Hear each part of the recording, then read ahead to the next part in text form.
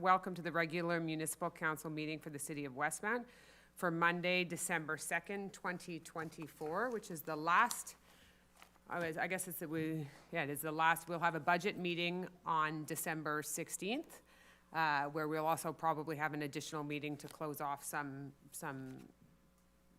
agenda items that we would need to do before year end.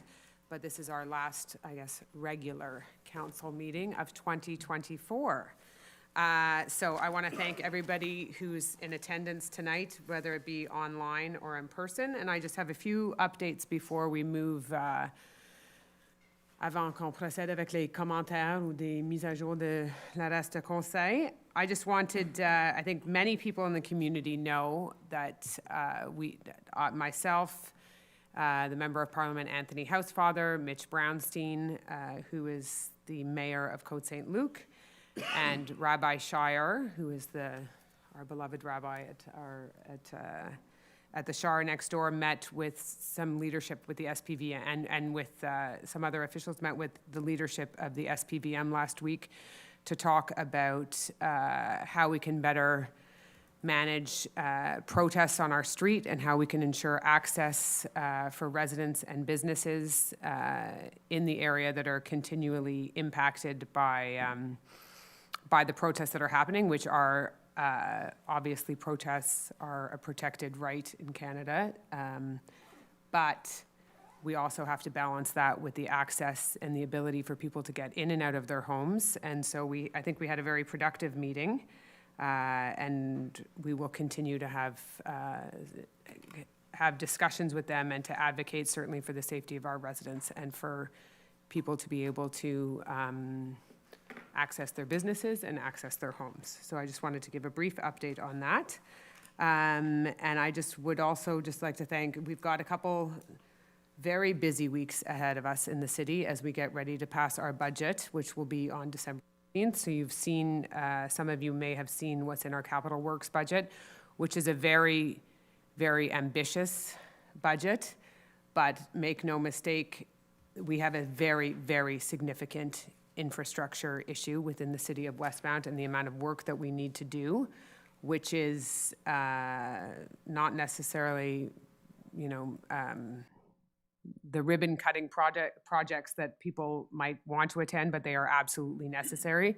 And we have two major projects that are on the plan for next year, which is the complete rebuild of Forden Crescent and Lorraine and Claremont, which will be very significant projects. So along with a very long list of other infrastructure projects. So stay tuned for that on December 16th, which will be the overall budget for the city, the operating budget. But I just wanted to give a bit of a heads up for that and some further explanation as to why the numbers are so incredibly high for the needs of our capital works budget, is because those are the needs of the city.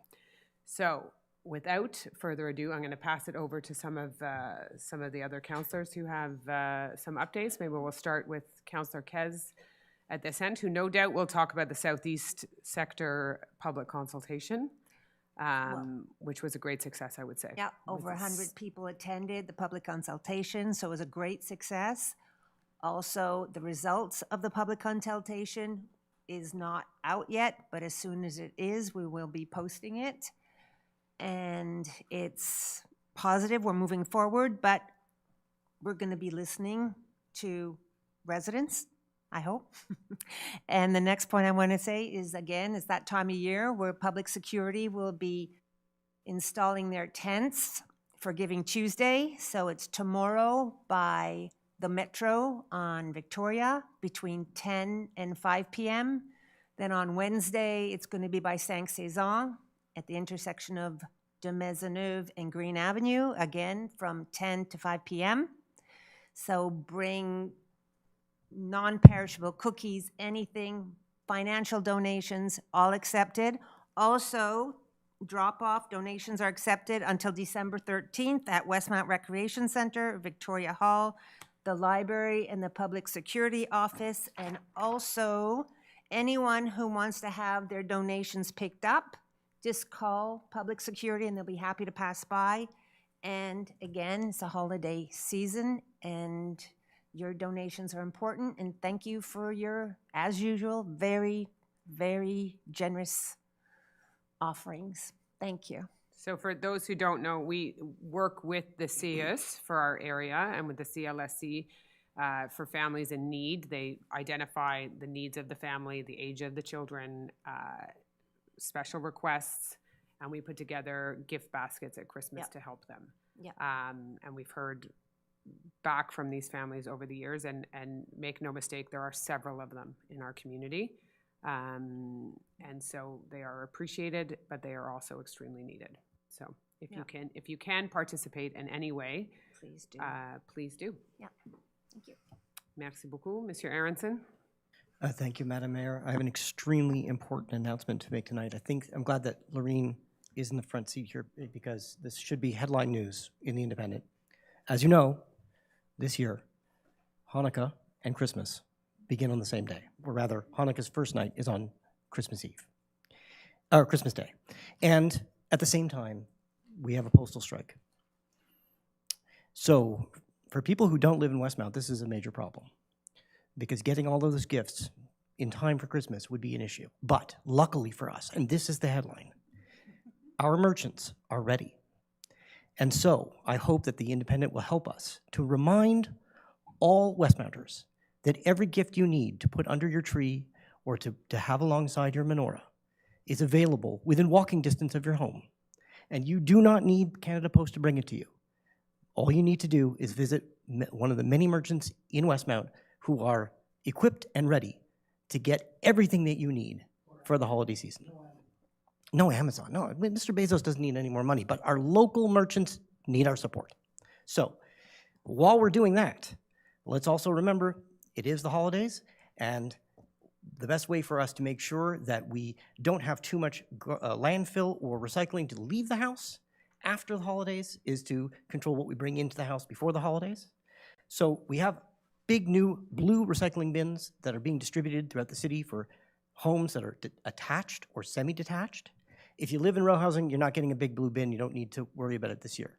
But the province has made available this initiative for these giant blue bins so that we have lots of space for recycling. If you don't want this gift, you do not need to receive it. You can stop, you don't have to use them. You can use the recycling system you've always used. Just let our folks at the environment team of the city, the information is available on our website, know that you really don't want one of these bins and you don't have to have one. But if you do, all the stuff that you bought that you checked as recyclable before the holidays can be recycled. And finally, just a quick thanks to all those who helped prepare for and carry out and attend the various public consultations that we had this month, especially the, well, we talked about the Southeast, but we also had a really exciting one about the potential bike path development in the city of Westmount. Nothing is set in stone, so we're still looking for people's commentary and input on how we can develop our bike path. So if you'd like some more information about it, speak to your councillor or check out Engage Westmount and let us know what you think. And with that, Madam Mayor, Thank you very much. Councillor Gallery. Thank you, Madam Mayor. Good evening, everyone. Bonsoir. I have just a few short announcements tonight, but I wanted to bring to everyone's attention this past week. The city at the Westmount Rec Center was the 33rd annual Westmount Old Timers Hockey Tournament. And it was, I think it started last Wednesday, and we had the final game yesterday. And it's a friendly charity tournament that benefits the two children's hospitals in Montreal. And I just want to thank all the hardworking SWAT members for putting in all the time that they do to raise the funds and make this tournament happen every year. It's a massive tradition of 33 years. I also want to thank the sports and rec team for all the support that they give and all the donors and players and timekeepers and everyone who helped out. It was a huge success, and the big winners were SWAT 2. It was a tight game, and they won 2-1, and it was fun finale. So thank you to everyone.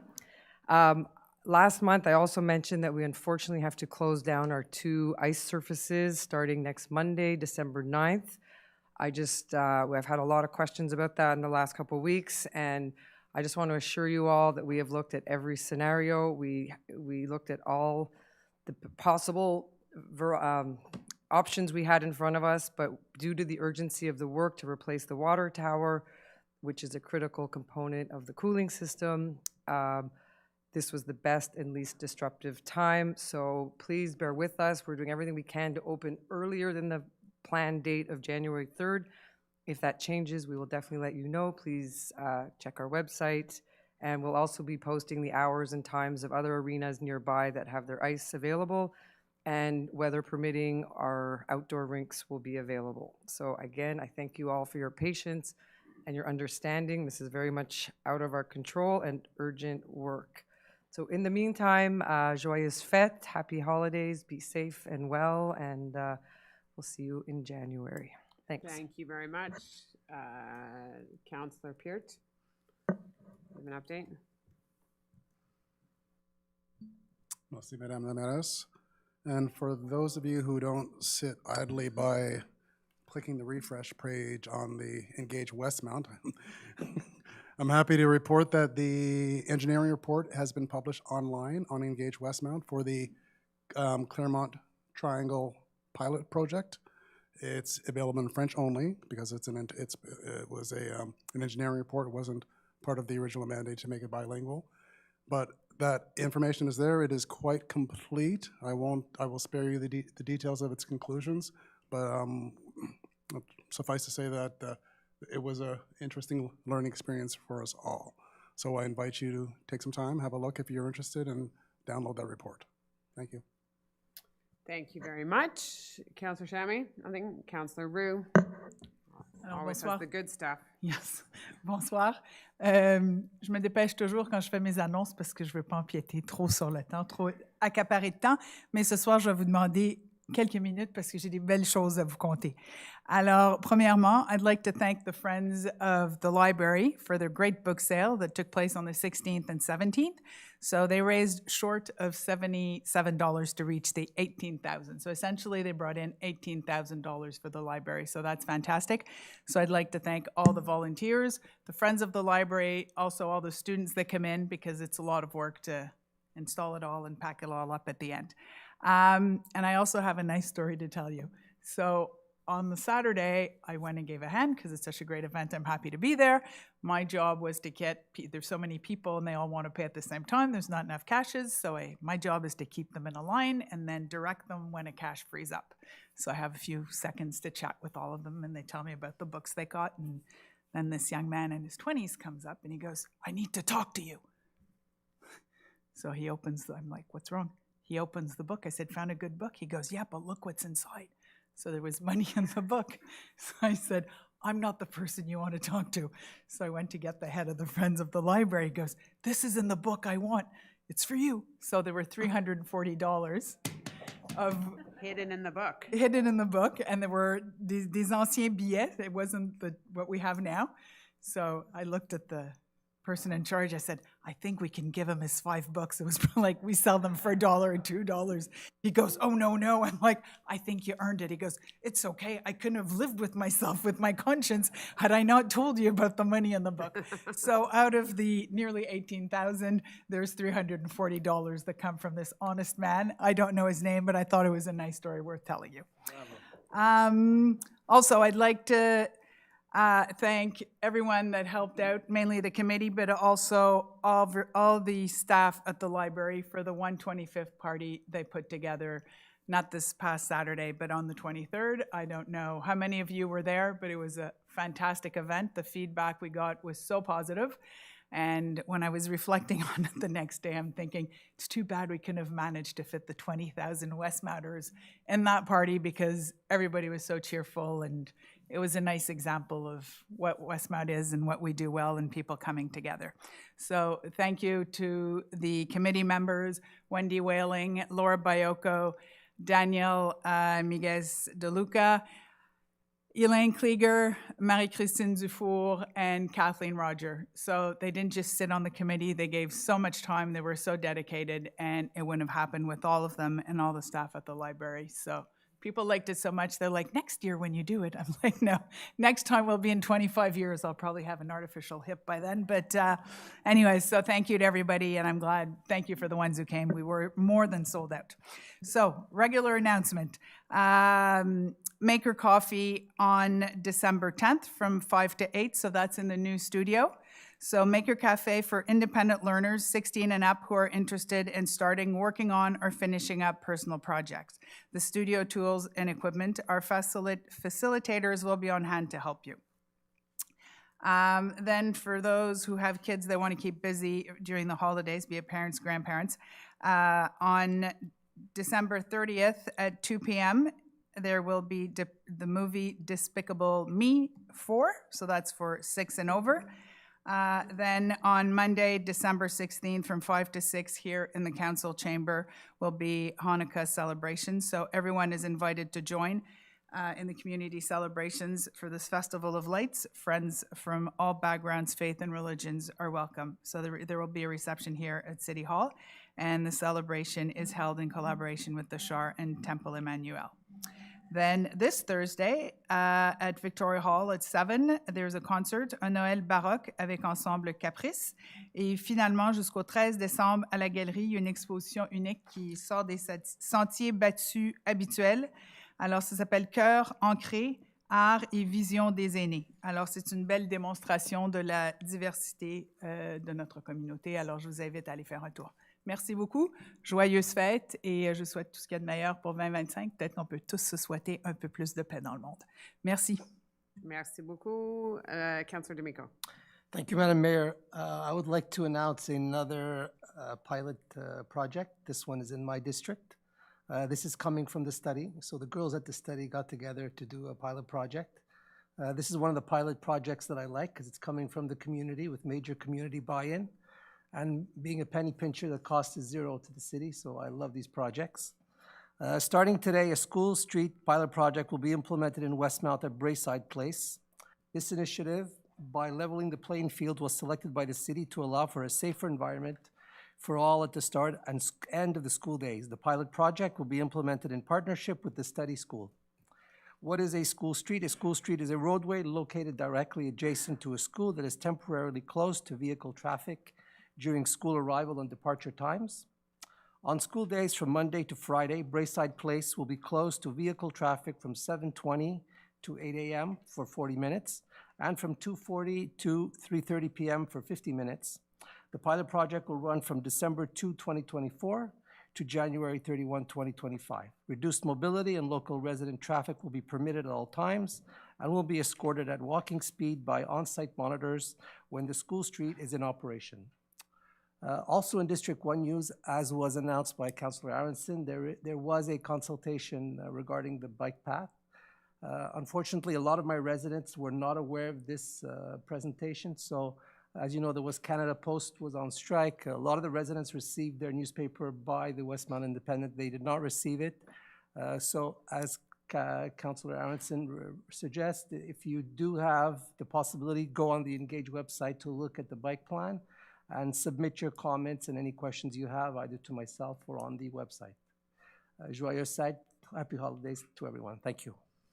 Thank you very much. So we will now move to, just one other note, which you'll see in the paper. If you pick up I'm presuming you will see it in the paper, is that what used to be known as the Finley Room, the front room of Westmount Public Library, has been renamed the Peter F. Trent Room of Art and Architecture. And that is, we celebrated that just before the 125th anniversary of the library, which Council felt was a very fitting place as a tribute to Peter Trent and his many years, his decades of service to the city. So I would imagine that coverage, I know that the Independent that Ms. Sweeney was there covering that event, but it was a beautiful evening with Mr. Trent and some of his close friends to rename, and so you can see the plaque on the wall that is now in the Finley Room at the front of the library. Donc, on va commencer avec la période de questions. So we'll take questions from in the room. We've had some feedback that people want questions online not to be read last, which is a delicate balance for those who have made the effort to come in person versus those who are watching online. So that is something that we will look at for the new year. So tonight we will take the questions in the room and then we will go to the questions online. Donc, on va commencer. If there's no questions, we will move right into the agenda. But here we go. There are questions. Welcome. So please state your name and your question. Good evening. My name is Ronnie Kukier. Good evening to Council and to the Mayor. Welcome. Thank you. I'm here to rediscuss a question that I asked in the month of August at the meeting. It concerns waste disposal. It concerns, has anybody at the city asked the waste disposal company what it would cost on a per household basis to go back to the old system? I also looked at and found out that the other municipalities, Montreal West, City of Montreal, still collect garbage once a week and not twice a week, contrary to what I was advised. And personally, I would like to go back, and if my calculations were correct, that it's really an incidental cost on a per household basis, and maybe allow the constituents to decide whether they're willing to pay that differential. What I had asked at the time in August was for somebody responsible to call the waste disposal company and see what they would charge us as an extra.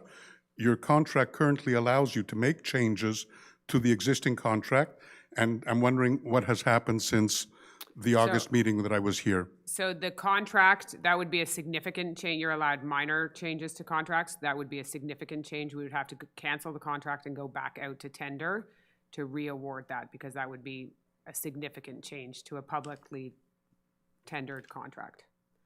So it's, while it is maybe you are you're trying to get a number. Yes. Which I cannot necessarily give you. So first of all, only about 20% of the city, you had also wanted a number on the collection behind houses and in different various locations on properties. And you had also wanted a number on going back to every week. That would be a significant change to the contract. We would have to cancel the contract if we were to change it in that manner. So that was voted upon. And we are in year one of a 3-year contract on that. So I can tell you that the contract with the changes that were made is slightly higher than the previous contract, which we can tell from other cities. You know, the increase in costs around waste removal, whether it be landfill removal or recycling or compost, was up in some cities by 30% on 30 to 40% on status quo contracts. There is an increase in these costs. I've heard your opposition to it being every second week. There are boroughs on the island of Montreal that have already passed it. There are some that are going to pass it. And off island, it is status quo. All of Toronto, every 2 weeks, like has been that way since 2009. I think that the city is managing all right, and I think it's making people more mindful of what they're putting in their garbage and what they're putting in, what they'd been sending to landfill, which could actually be composted or recycled. I think people are being a bit more mindful of it. So the contract is passed. We're not going to cancel this contract. So I cannot ask them to give me a quote on this because the contract it's a significant change. We would have to cancel the contract. And has anybody spoken to them at all to find out? I'm trying to understand, where does it say that you would have to cancel it? I didn't see that anywhere in the contract. Because they bid on if I were to make a change like this to a contract, which instead of picking up every 2 weeks, I'm now going to ask them to pick up once a week, and other people bid on the contract as well. It's making a significant change to a publicly tendered contract, which has to be the lowest conforming bidder. Okay. So therefore, the lowest conforming, so they made that's changing the rules of the game after the fact. So this, we can go over this again. I thought I made it clear in the email. I don't think I did. So I'm happy to discuss this with you. All right. One more quick question for you. What happens when there's a snowfall and the driveways haven't been cleared yet, and we have to bring the bins, people who have an uphill battle? It's collected once every 2 weeks, the garbage now. So if you miss the day, if you can't get your bin out in time, what's going to happen to those people? What's going to happen to the elderly population in particular? Well, I'm sure I know that you can call Public Works, and if you have an incident where we can help you, we absolutely will. Our team at Environment and at the Public Works team is very accommodating on this, but it's similar to, your recycling should be significantly larger than your landfill pickup, right? You'd have presumably more recycling than you would have landfill, and that was being brought out to the curb already. So we really need people to compost and recycle and send as little to landfill as we possibly can. Yeah, and then we're gonna have to move on because we've got several questions behind you. So if you live in District 1, the landscapers of District 1 are ready to offer this as a paid service. So if you contact your landscaper, they will come to the back of the yard, pick up and there are going to be two rates depending on, if it's going to be already plowed by them or if they have to plow it to get to the back. So if you live in District 1, the landscapers will be providing that as a paid service. And if you live in District 2? I'm sure they You would would have to find you. contact Three. You'd have to contact your landscaper and see if they will offer that service. But it is a paid service, unfortunately. That's one option. If there's other companies that were, going to be created to offer this service, then it'll probably be advertised and you can consult those companies. Thank you. So, and just back to and I'll close on this, on the once every 2 weeks. This is for 6 months of the year. It's not for the 12 months of the year, but the major cities across Canada have been doing this for a long time. Toronto, Calgary, Vancouver. Not Montreal, though. Montreal in some areas is doing it now, but 6 million people in Toronto have been doing it for a long time. Thank you. Thank you. Prochaine question. Bonsoir, Mariam Kamoli-Nejad. Ma question concerne l'ingénieur que vous avez engagé il y a presque 6 mois pour Summit Woods, l'ingénieur en foresterie. Et j'apprécie beaucoup si vous pouvez nous expliquer un peu ou nous partager les observations de votre ingénieur sur l'état de Summit Woods, tout ce qui s'est passé pendant l'été et automne 2024. J'ai pas un rapport à ce moment à partager, mais quand on a quelque chose à partager en public, Madame la DG. Bonsoir. On vient de donner un mandat aux Amis de la montagne. On travaille en collaboration avec eux. Ils vont tenir l'inventaire des sentiers officiels et non officiels. Donc, faire l'inventaire du bois Summit, ça va se faire à compter du printemps jusqu'à l'automne prochain. Oui, en fait, ça concerne l'information que vous avez déjà publiée dans Independent Investment il y a quelques semaines avec la carte de Summit et les sentiers officiels et non officiels. Ça existe déjà. C'est sûr qu'il y a certains... Non, le mandat vient juste d'être donné. Donc, ils vont juste inventorier les chemins ou ils vont faire l'observation sur l'état des plantes, des arbres, toutes les plantes envahissables et tout.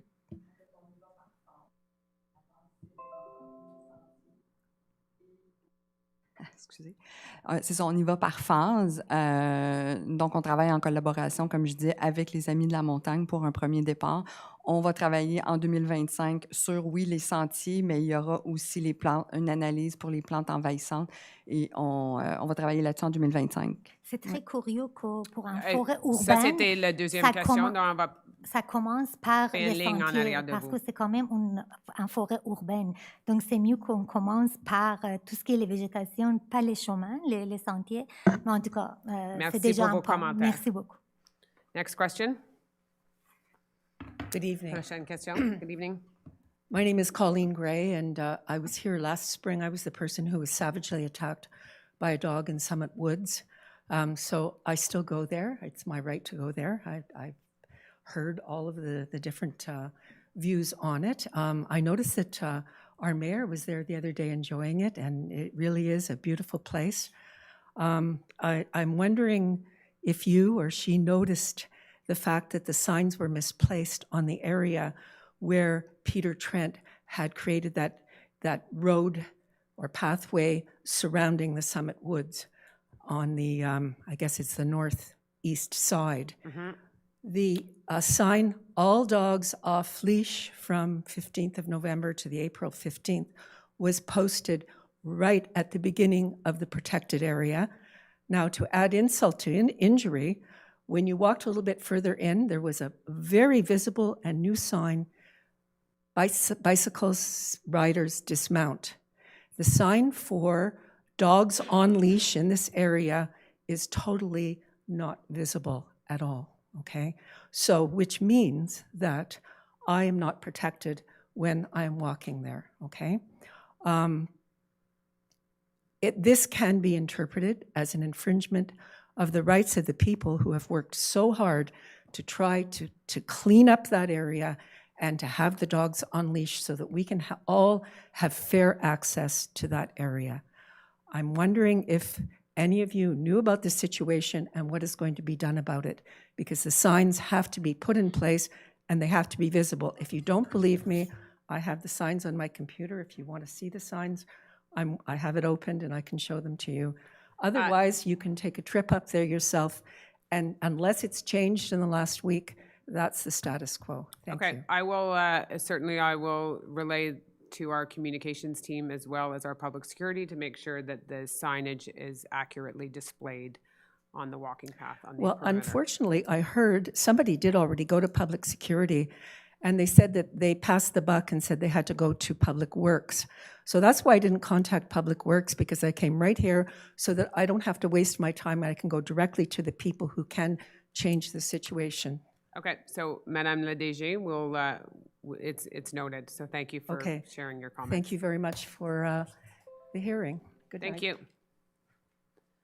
Prochaine question. Good Next evening. question. Welcome.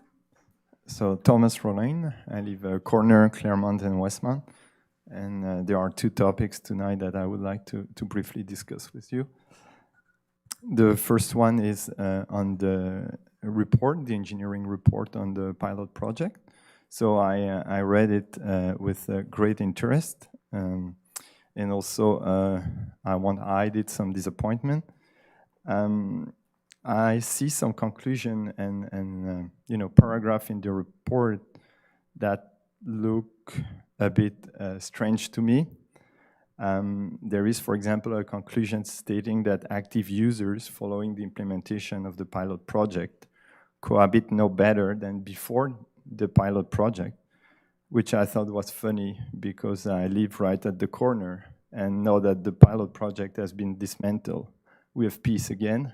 During the pilot project, people, cars, cyclists, pedestrians were yelling at each other every rush hour of the day. And so now it's not the case anymore. So I thought that was a funny comment to read in the engineering report. A second comment on that report is that they noticed a decrease of the number of cars thanks to the implementation of the pilot project, which is probably true thanks to the recording devices. However, in absolute numbers, it's not because you are decreasing the number of cars that you are reducing congestion, especially when you narrow the street or you close a street such as NDG. Hence, the feeling for the residents that congestion has never been as worse as during the pilot project. And I'm going to finish on that topic with a question, really. I have two questions. I didn't see the numbers for the traffic on Victoria and Grosvenor, because we have observed that a lot of the traffic were not going through NDG anymore, but going through Côte-Saint-Luc and then Victoria and Grosvenor. So we kind of diverted the traffic. And I was wondering if we had any recording devices. I thought we had, but I didn't see it in the report. That's pretty much it. I also noticed that there is a section that seems to be missing in the report. It's in the table des matières, but it's not in the report. It's called suivi de commentaires.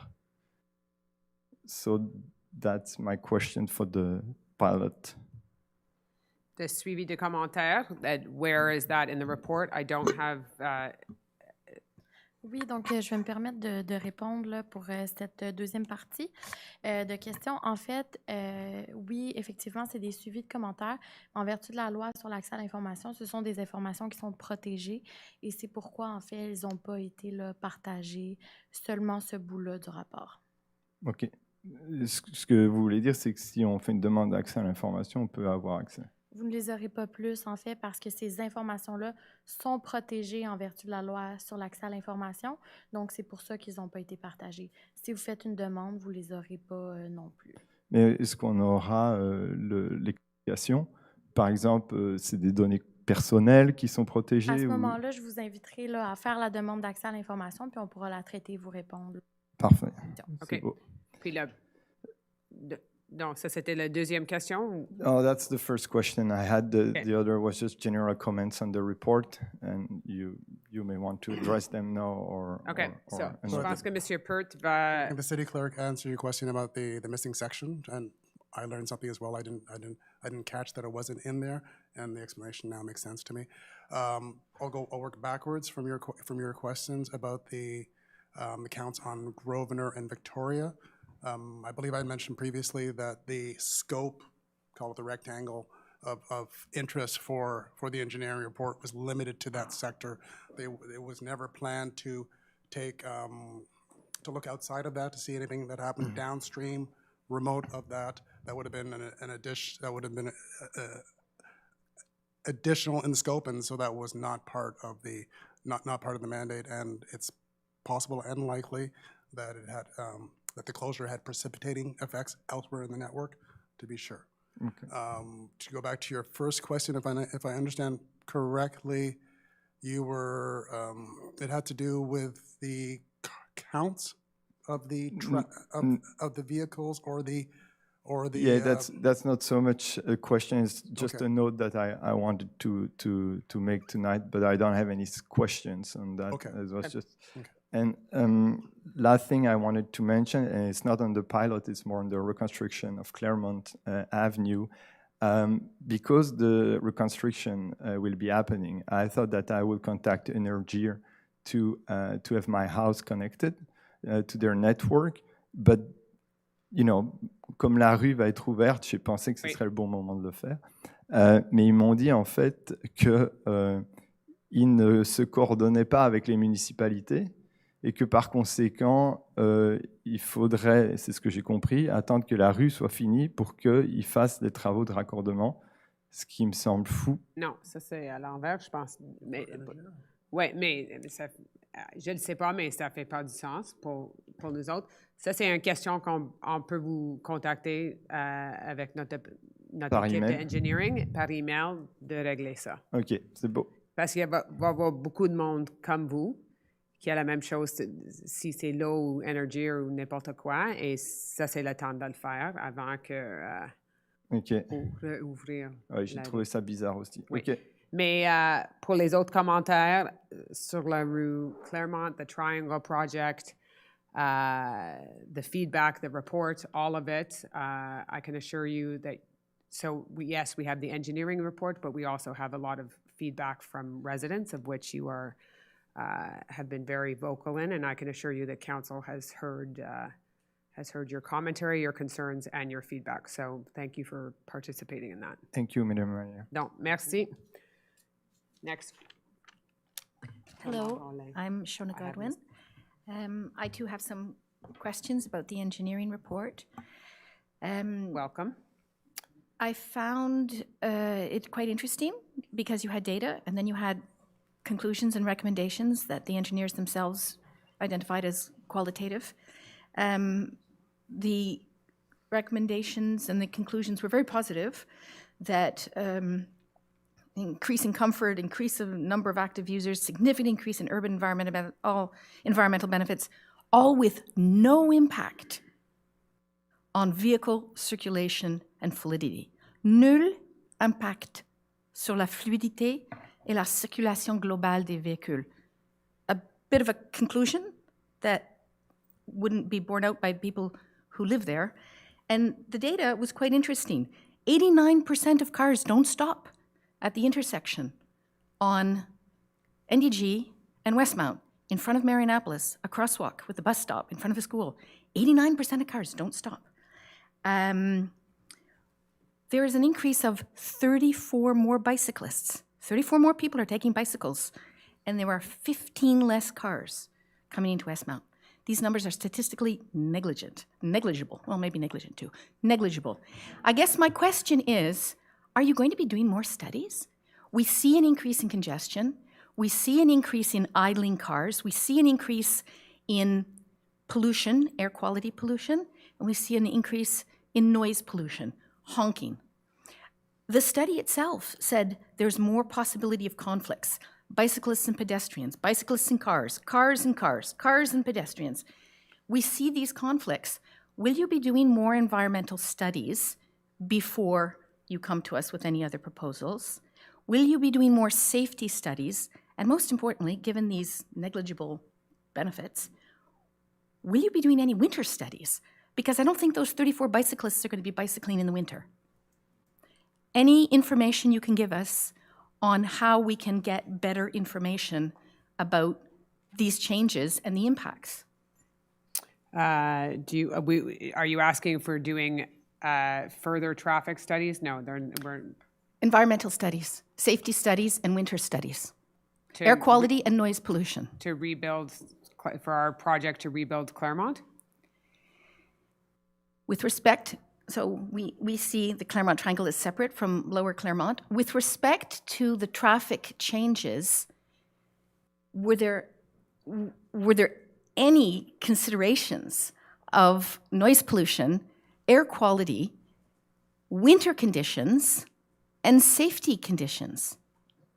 And if the study, maybe you know more information, didn't have those elements, will you be undertaking work on those elements? Congestion in particular, idling, cars backed up to Girouard and NDG. Take this one, but there The are only, no further studies Yeah, there are no- planned there are before no the next public consultation. so if you didn't hear the mayor, there are no additional studies that are planned before the next public information session, which is scheduled in January. I don't believe the date has been finalized yet, but it's coming in January. At this point in time, the engineering team and the consultants have taken the feedback that we received during the most recent public consultation and have folded into the information that was gleaned from the engineering report, and that is being collated into a final design. So there's not going to be another any additional any additional studies of the nature that you referred to. But within the scope of the engineering mandate was to measure in a qualitative way the impact to the circulation. And as I believe as we saw in the engineering report, where they assign a level of service, ABC. A, B, C, D, E, and F. Yeah, Marianapolis is now a C. So, but the difference from the prior state to the current state overall did not exhibit a appreciable decline in the quality of services at each of the three intersections. So, if you'll just allow me to complete my thought, that's the qualitative counts, and they measure the time, the delay times for a vehicle to get through the intersection. You referred to the counts of the bicycles as an example. Before you move on to kind of bicycles, the no, delay time to I get through an think Councillor intersection. Peart is going to finish his commentary, and then we are going to have to move on to the questions behind Before you. you move on to bicycles, the delay in getting through intersections, you know, with the data you have, you can do air quality studies. With the data you have, you can do simulations and get better pollution studies done. You don't need more data. Okay. If that may be so, I'm not aware of that capacity. That was not within the scope of the original mandate. The original mandate was to validate whether or not we could, to experiment and to see the impact of what would happen if that segment was closed to traffic. If it would cause a measurable, significant, minuscule decline in the quality of service at those 3 intersections. Going back to the bicycles, you referred to the 34, 31? 34 more bicyclists. Yes, per hour, not over the day. So I just want to. The period of study. The period. Okay, so I just want to make sure that we're not talking on a daily timeline. It was that number that popped out was quite surprising to. I'll speak for myself. Surprising to me. I didn't expect it to be as high as that. I didn't expect it to be as low. Well, I could. Let's just answer the question, and because we've got a lot of questions Yeah, online. we do. The engineering report is there.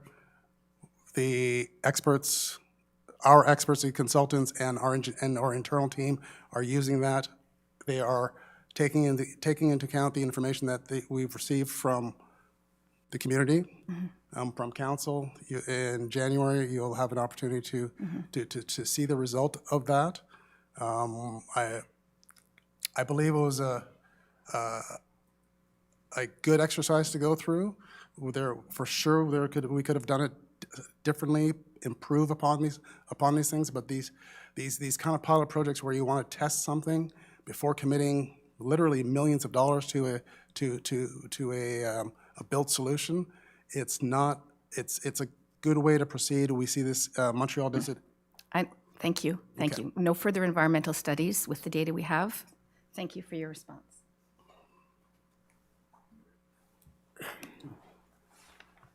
Welcome, Mr. Bowser. Oh, good evening. That is my name. Yes, George Bowser. I'm sure you're yearning to be on this side of the table again. Oh, I'm fine, thanks. This is good. You look good on TV, though. As do you. There you are. Yeah, out of sync. I prepared a small dissertation. I live on Columbia Avenue, if you wanted to make that note. But I'm here as the Vice President of the Board of the Westmount Battery. That's nothing to do with charging your car. It has to do with artillery, which is a nonprofit organization whose purpose is the preservation, conservation, and display of the 2 bronze 12-pounder cannon, property of the city of Westmount, familiar to generations of Westmounters, many of whose children and indeed themselves sat on them. I would like to thank Council for showing their confidence in the Westmount battery. We did have to barter, but it was a battery, and for supporting us in fulfilling that mission. The cannon were recently seen at the Cenotaph on Remembrance Day, and on that occasion and on Family Day, they were served by members of the Westmount Battery wearing, as always, their ceremonial uniforms, which are meticulously authentic to the era of the cannon themselves. There is a question coming. I was wondering, and we were wondering, if Council will consider putting official days in the calendar for 2025 and going forward when those venerable artillery pieces will fire a salute and making that known to the public. For example, La Fête du Canada, La Fête du Québec, the King's birthday, mine. Yours, well, so yours is already in the calendar. Thank you. The cannon have With a been full parade. Thank you very much. I made sure of that. They only fire blank charges, as do I, and the battery gunners have been trained by Parks Canada in their safe management. I should say they are considered to be fireworks. Yes, not I have lit one of the cannons myself. I have had that privilege at the Jubilee. It's great fun. They do also need to practice. The people who make that happen have to practice. So if in the course of establishing a calendar date when those pieces will be set off, perhaps we could also arrange for a practice session. Yes, so the director, so council had discussed this, and we are very supportive of the idea. The Director General, I think, had been in touch with member of your organization via email, but we are happy to continue to support, and I think it's a good idea to have it as a fixed date, or that we know, so it's less of we'd like to fire the cannon tomorrow. Right. And that we know it and we can advise. And, you know, at first we had been a bit concerned about St. Margaret's when we did it at the WAG, because the WAG is seemingly the best place to do it.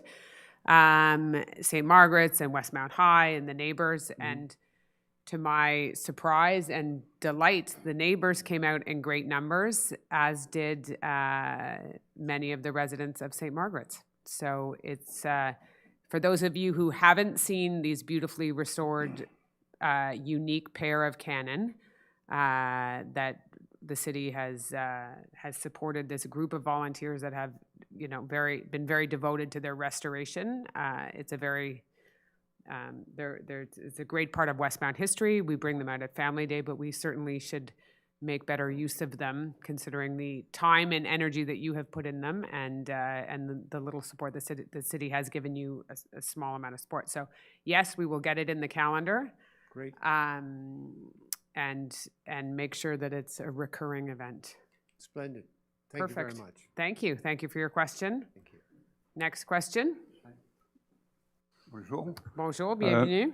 Mon nom est Georges Flade, de l'avenue Clark. Et puis, je voudrais vous souligner que, premièrement, je veux féliciter les travaux publics pour tous celles qui ont répandu sur nos trottoirs aujourd'hui. Ils ont fait on va passer le they message. did a great job. Et puis, deuxièmement, j'espère que vous me comprenez assez bien parce que je me suis fait enlever toutes les dents du bas au début de la vous comprend, semaine. oui. OK.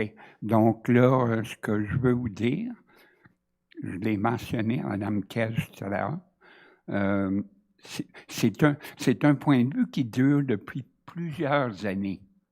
Puis j'ai fait une plainte. Well, I'll say it in English. It's been lasting for many years, and I've made a complaint, I should say complaints, to the Public Works Department, but to my knowledge, they can't find the spot. They can't find exactly the spot. It's on the Maisonneuve Boulevard, on the Maisonneuve, east of Wood Avenue, on the south side of the Maisonneuve, just as you arrive, just in front of the entrance to go up to the Alexis Neon parking lot, down outside on the street, there's a sewer there. And that sewer near the entrance to the parking lot stinks so much. It's been smelling. The odor coming out of that sewer is ridiculous. I can tell you, c'est abominable. And it's been lasting for years. And I've made different complaints to Public Works, but to my knowledge, they don't seem to be able to find it. OK, je vois que Madame la DG... Georges Flave. Haïf. Oui, F-L-A-S-I-2-F. Quand je vous dis les travaux publics, là, ils n'ont pas l'air de trouver c'est où, mais c'est juste tout près de l'entrée pour monter après ça avec Signon. Ça fait des années que la senteur, c'est abominable. OK, merci Thank beaucoup. you. Merci pour les commentaires. Next question. Patrick Barnard, 251 Melville. So this question seeks clarification. Not sure that this is the right context for it, but anyway, you will guide me. People who are, you know, trying to defend, let's say, natural spaces in a city like Montreal, find themselves constantly advocating either for natural spaces or for existing parks or for bits of grass. And the reason for that is very simple. Even the humblest plot of grass absorbs CO2 and gives off oxygen. It's quite extraordinary, actually, that fact. So I would like to know something in my mind, and perhaps this is wrong. I'm thinking of the small patch of green park right to the east of Westmount High. So it goes over towards Dorchester. Dorchester is curving there, and there's a small patch of green. Now, this is the clarification that I see. My understanding is that plans that were once talked about of forming a 90-degree angle between Clark and Dorchester, that those plans have been discarded. And so therefore the danger that that small plot of green might be truncated, removed, altered in any way, no longer exists. Am I correct, or am I wrong, or is this still to be decided? Are you talking about what was presented recently at the public consultation as a possibility, or you're talking about sort of a decade ago when that had come up as... if it's still a possibility that that little plot of green will be changed in some way, I'd like to know about it. I think people should know about it. I don't have any plans to change that plot of green. Oh, well, that's great. Mr. Peart? I don't know if you've been following the PPU, the Special Planning Program. I have, but I'm not a very good follower, unfortunately. Okay. No, I know about it, but I don't know the details. So that's talked about some green space. They're adding green space. That section is included within the scope, and at least in one of the preliminaries, there was still some discussion in the air about reappropriating some of that space in one of the versions. So to add more green space. To add more green space. So okay, now let me just, did I hear that properly? To reappropriate possibly some of that space, but only to keep or add green space. Is that correct? That was a discussion point at the public consultation. It's not a committed plan. These are not committed plans, nor are they council endorsed plans. No. This is part of the public consultation session you'll find. And what's great is it's all online. It's all online. No, I know. Engage Westmount. It's extremely important that that patch of green be preserved. Okay, it's all of the green in Westmount, despite the fact that there's a lot of it. It's all extremely valuable now, unfortunately, because of what has happened in the city and globally. So it's good to hear that you're keeping an eye on it. Thank you very much. Always very protective of our green space.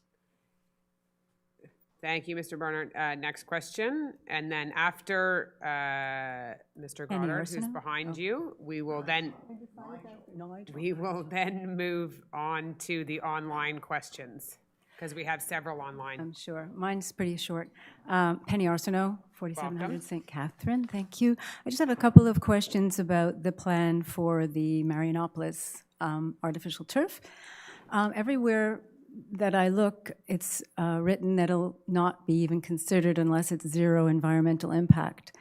So I can't imagine, because you'll be producing, you know, 1.5 acres of plastic and polyethylene, you'll be cutting down trees, digging up grass, and transporting 240 tons, let's say, of material. And not to mention, there's no way of recycling this in 7 to 10 years when it's dead. So I don't understand how, I just guess I need a definition. My question is a definition of what zero environmental effect means. Is it an offset program? That is yet to be defined exactly, but yes, we would be looking at an offset program. We are also fortunate in that we have seen some projects go through in Montreal with Projet Montréal has been very big advocates of pushing forward some of these turfs with new material. So you're going to see one at Jean Mance Park. You've seen one at Kent Park. That these have been, with the environmental impact has been heavily studied, and it has changed. The science around this has evolved. I've been to see some of them in schools where they have, yes, there is a plastic element to it, and there's also organic infill, and it's the benefit of all ages, in particularly youth, being able to play on this field for much longer periods than they can on grass fields is also having a significant impact. So we will be able to provide you more details if and when we get to that stage. And if it comes to really that you can't do it with zero impact, it will not be done? No, we would be looking at, obviously, everything has an impact. This sitting in this room has an environmental 'Cause impact. as I understand it, zero usually- environmental impact is probably not the right wording, but that is the wording that had been used. But it would, we will be taking into account certainly the environmental impact and offsetting that. It's already a soccer field that's there that is underutilized. Well, it's very small, and I think you have to cut 20-something trees in order to fit a regulation size. So already there's an impact. And as I understand it, usually offset programs are used by companies or producers that have no choice in their product or whatever they're producing, or airplanes, and they do offset because they have no choice. It is their business. They're not necessarily going out of their way to create something that they have to do an offset program. So that's just... There is a demand. I mean, our numbers are very clear. There is a demand on our soccer fields that far exceeds what you should be using on any natural turf in the park. Like those numbers are very, very clear in terms of the kids that are in our program and the adults that are in our program and how they're used and all of the maintenance that needs to go into it. Sorry, I won't carry on because my question is really the definition, and I'd be anxious to have the answer on that, and maybe it'll be published somewhere. Thank you. Final question for in here, and then we're going to move to online questions. And I'll be very brief. Nigel, Côte Saint-Antoine. It's about all the improvements of all the streets over the years. Dorchester's finally no longer a bone shaker street. So I'll be very quick. I wonder if there are any plans for Sherbrooke. Yes. Okay, bye. See ya. Sherbrooke, Victoria Village, done. Sherbrooke. Happy holidays. Côte Saint-Antoine. Côte Saint-Antoine. No, it's particularly Sherbrooke, because Montreal sides, they're great. And then you come into Westmount and it's... So yes, there are plans for Sherbrooke, in particular around the Victoria Village for next year, because that would be rated the worst part of Sherbrooke. All parts are bad, but that would be the worst part of the bad sections. It also has the highest pedestrian traffic, obviously, within that area. But it's going to take a little bit longer than... Montreal has basically thrown down a layer of asphalt. Which will last a little bit, and it's almost more of a Band-Aid. We have significant hydro work that needs to happen at the intersection of Victoria and Sherbrooke. That has to happen. Like that is that's at a critical state at this point. So that will happen in conjunction with the paving of Sherbrooke Street, as well as the work on the sidewalks. So it will take longer. Then it's not going to be an overnight job like Montreal did. It's going to take longer, and we'll coordinate with the merchants on that. Okay, and the Boulevard and Côte Saint-Antoine? The Boulevard is going to be, we are going to start with our public consultations on that. That's going to be a massive project, because that is slated to be an entire rebuild from end to end. And that has a huge amount of infrastructure underneath it, in particular 2 water mains of the City of Montreal on each end that also have to be done. And definitely there's some opportunity to make the Boulevard a much more pedestrian-friendly street. There's several houses, but also a bunch of schools. Thank you. So yes, but Côte Saint-Antoine is not on the docket for next year to be repaved. Sorry. Thank you. You're welcome. Je pense qu'on a beaucoup de questions en ligne. Oui, nous en avons 7 en ce moment. Donc, j'y vais avec la première question de Gilles Vaillancourt. Concernant le réaménagement du quartier sud-est, il semble y avoir un consensus autour de l'ajout d'une piscine intérieure. 3 sites potentiels ont été identifiés dans le document de consultation de la Ville. Est-ce que le fait que ce soit dans le résumé des consultations veut dire que c'est un engagement de la Ville? Si oui, quel va être le processus pour choisir le site et le type d'infrastructure? Quel est l'échéancier? Merci beaucoup pour la question. C'est sûr que ce n'est pas un fait accompli de tout, mais il y avait beaucoup d'intérêt de la part des gens qui étaient aux consultations publiques les 2 fois pour une piscine dont ils ont ils ont nommé 3 espaces dans le sud-est qui peut être une possibilité. Mais je pense qu'il y avait beaucoup de monde qui était là, qui sont vraiment en appui d'avoir une piscine à l'intérieur ou un centre communautaire avec ça. Donc, c'est une possibilité, c'est sûr, mais c'est pas un fait accompli. Et c'est tellement cher d'avoir une piscine intérieure, mais c'est aussi tellement important pour une ville comme Westmount, une ville comme toutes les villes, d'avoir accès à quelque chose comme ça, un centre comme ça. Puis c'est sûr que le YMCA, il y a beaucoup de monde qui utilise le YMCA, mais c'est pas une piscine qui est vraiment à jour. Il y a beaucoup de plaintes aussi qu'il n'y a pas d'assez accès pour des différents programmes au YMCA. Est-ce que vous avez d'autres choses que vous voulez ajouter à ça? Non? OK, merci. Prochaine question. Okay, next question from James Metzinger. So, hello. I just had a look on the new Capital Works program for 2025-2027, and I'm a little bit shocked. I thought the reconstruction on the boulevard was planned for 2026. Now I see that it's going to be a preliminary design for 2027. Whereas the reconstruction of Belvedere and Murray Hill, which were in last year's Capital Works program but seem to have disappeared. Why add projects if those that have already been planned are put aside? Thank you for your question. I don't know if you want to add to this as well, but I can certainly start out. The three-year capital works obviously, for next year, we have a very solid idea of what we are going to go out to tender for. Some of that may change because we may not get bids. It may be well over budget. There can be a lot of varying factors, but we're pretty certain about the major projects. And then for the following years, sometimes things do get shifted, and that's a necessity of something becoming more urgent, or there would be an example of, I think he's mentioned the Belvedere. I don't know if he's talking about Belvedere Street or the Belvedere, which we went out to tender several times before we were able to award that contract. So there is no shortage. Our challenge is that there is no shortage of work, and the needs, whether it be priority 1, 2, 3, of those infrastructure projects is exorbitant.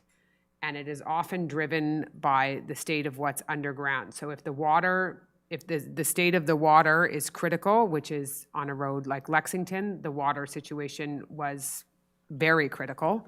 The water situation on Lorraine, if you talk to the people on Lorraine, they will tell you that the water situation, that our water network is in dire state of repair there. So that is what drives the infrastructure. So potholes are not pleasant, but that they are not the sole and only driver of the reconstruction of our streets. But yes, in the second and third year of our 3-year plan, things do get shifted around a lot. But if you have any concerns, I urge you to share them with myself or with Councillor Peart, and we will be happy to discuss them with you. Next question, or do you want to add anything to that? No. All right, next question. From Marina Bresky. Kudos to Mayor and Council for so wisely making a conditional approval of its $4 million investment in Marianopolis artificial soccer turf field, requiring zero environmental impact, paving the way for some room to maneuver. In light of this new information, namely the loan by law of $21 million, roughly 3 times that of the one projected for 2024, constituents' opinion on this firmly perceived need or want may change. I know that Westmounters may disagree on environmental and health pros and cons of artificial soccer turf field, but I believe Westmounters are united in desiring prudent financial management of the city's coffers. Is it the right time to support Marianopolis artificial turf field, especially when Quebec has refused to subsidize the project?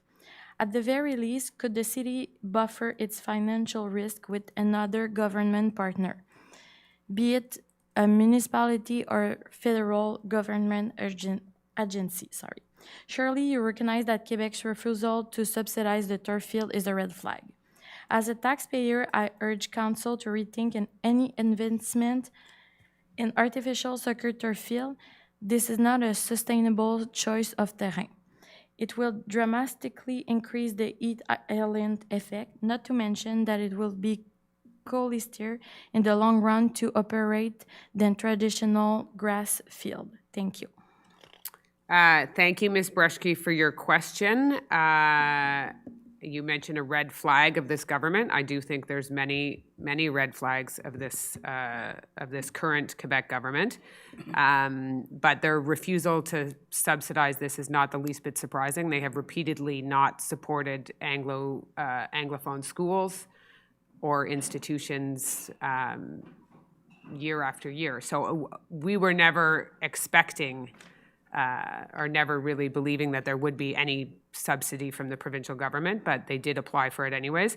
And that, as I answered this question in detail before, but there is, I don't think it's necessarily fair or accurate to say that it is more costly than a traditional grass field, which requires to be rebuilt and maintained and all sorts of, that also comes with a lot of costs.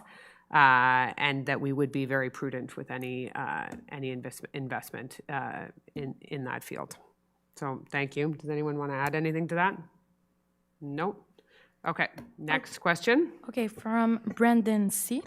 I know bus shelters are the responsibility of the STM, but it's insufferable to see how badly maintained some of them are. Besides, their design is not fit for a heritage city like Westmount. Can Westmount negotiate an agreement with the STM to take care of the bus shelter and be compensated accordingly? So thank you for your question. You are right. It is the STM that manages the bus shelter and their cleaning.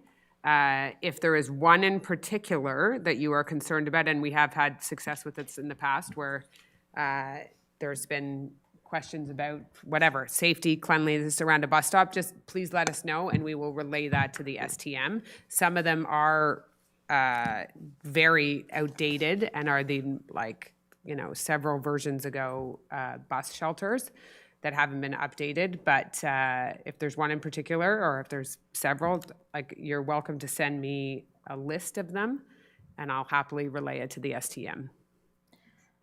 Good. Next question from Richard Dufault. At the public consultation meeting for the new project at 4216 Dorchester, I submitted recommendation for a more sustainable building measure to be imposed in exchange for the concession offered to the builder. The developer's idea to include a public park bench and a small public planting area are minor concession in exchange for the generous increase in height from 4 to 5 story. Will the following suggestion of minimum LEED certification, a green roof bicycle parking, electric vehicle charging station, a comprehensive construction waste management plan, and landscaping with indigenous plan be considered? Councillor Peart, do you want to answer this? I mean, several of those issues are addressed in a waste management plan within the construction permits, and that there is a path forward for him to not be in favor of this project. So absolutely. I'll hand it over to you. So just maybe I could provide some additional context for some people who may not be aware of all the details of this. This is the second go-around for this project as a SCOPI, or the PPC-moi zoning application or zoning variance that has been applied for. And what had happened was for reasons that beyond reasons unknown, or at least the reasons that are those of the developer, when we had given the approval back in, I believe it was December of 2022, the window was 18 months before they had to at least get started or present an application for a construction permit. That window expired, and with that expiration, the authorization the council had given for the PPC-moi, or the SCOPI, expired with it. And as such, they had to reapply and restart that process all over again. So to be clear, the application that is under review now is identical to that was approved by council back in 22 or the beginning of 2023. What Mr. Dufour is requesting is that council, the very same council here, review that application differently 18 months or 2 years after the fact when nothing has changed. The context hasn't changed, the zoning hasn't changed, the building environment hasn't changed, and frankly, we find that to be a little bit unfair to ask somebody to do it again and then change, literally moving the goalposts halfway through the process. I do disagree a little bit with what Mr. Dufour was saying. This building in question was built in 1920, was originally built in 1928 and burned down in 1999, and that site has been vacant for 25 years. 25 years. The site, the building, actually had to burn down and wanted to be rebuilt. It would not have qualified, it would not meet its own zoning of the day. The owner could not actually rebuild exactly what was there. What had happened was, I believe back in 1991, that area had been downzoned from previously being 6 stories to 3 stories. And by doing so, it pushed existing construction out of conformity. So that's the zoning standard that the current applicant has to deal with today. And the problem, in my opinion, is not so much the project, but rather the zoning is incorrect, and that's, you can kind of think that that's been proven by the fact that for 25 years, this site has sat unused. So it seems when we ask for additional, when somebody's coming and they're asking for additional capacity to build, it's logical that you would say, well, if you're going to build more, then maybe you should give something back.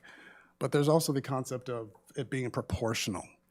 The building is on a slope. The buildings beside it are taller than what is originally conforming by the current zoning. The applicant is requesting something, a building height that is about a floor, 1 story taller than what was previously existing. The block can clearly receive that kind of density, and we thought that the measures, the design, the scheme, the volume that was being presented was a reasonable ask. And when you have a reasonable ask, then it's unreasonable to ask more than you would ask of somebody else. So for that reason, we decided that for that reason and the other reasons that I mentioned before, we decided that we're going to continue with the requirements that we had made for 2 years ago. We're going to do the same thing this time around, and that while we agree with a great majority of some of the recommendations that he's making, we believe that those recommendations should be applied universally and not just targeted at a single property owner, a single landowner, and that these environmental improvements, the sustainability improvements, should be integrated into our bylaws. And that's something that we are working on, and on an incremental level, but we found that it would be kind of unfair. I'm rambling, I know. Wait, so I'm going to cut you off. The other element that I would just add to this, Mr. Dufour, before we move on to the next question, is that in both instances, whether the first go-round with the pépissement and the second go-round, there has been no objection from anyone in the neighborhood, certainly that was welcome, and there's very specific and a few steps where you can voice your opinion, whether you're for or against the project. You have an ability to get signatures to have a registry and then to move it forward from there. That did not happen, and I think generally the neighborhood is quite looking forward to what is needed, which is filling in what is like a smile without a tooth.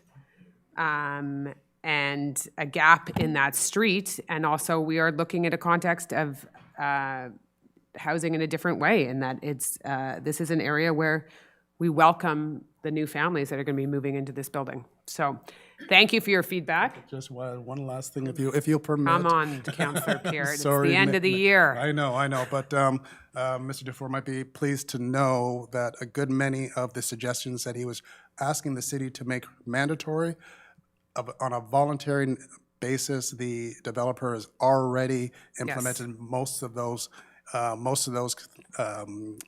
say concessions, but features in the design plan. So we're more than half of the way there. Okay. Yes. So thank you for your question. And I think it's also been made clear what the next steps are for this project. So are there any more questions online? Yeah, Oui. 2 left. Okay. De Alain Forget. Hour and a half. In the October 7 General Committee minutes, it was noted that the Environmental plus Sustainability Committee proposed 3 initiatives that they would like the council to act on: white or green roofs, reducing minimum parking spaces, and reducing the required thickness of masonry. Council said complication with white roof could arise. Given that a recently passed bylaw encouraged the use of white or green roof, why are sudden new complication? And why was the issue of reducing the thickness of masonry not addressed? So I think I'll hand that over to Councillor Aronson, but I think just to clarify, there had been some discussion at the committee. It came back, and I think there may have been a misunderstanding that this recommendation would happen immediately. All of these 3 elements are significant, whether it be the masonry requirements in the city of Westmount and the high standards that we require for building. That obviously is a significant change, and one which we would not take upon lightly, nor is council the best, that would need to come with some very serious technical expertise on that. The other one was the green roofs, and what was the other? The parking.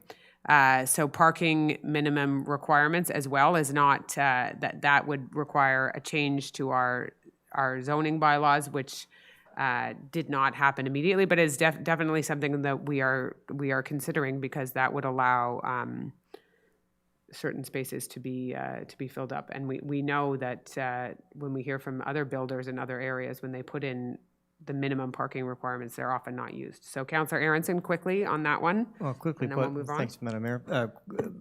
Quickly put, the City of Westmount has for a number of years taken on all sorts of different initiatives on the environmental and sustainability front. The whole point of this Environmental and Sustainability Advisory Committee is to bring forward a holistic, comprehensive plan with elements that touch all of the different parts of the city's operations and what it does, and what we encourage and allow people to do on the territory.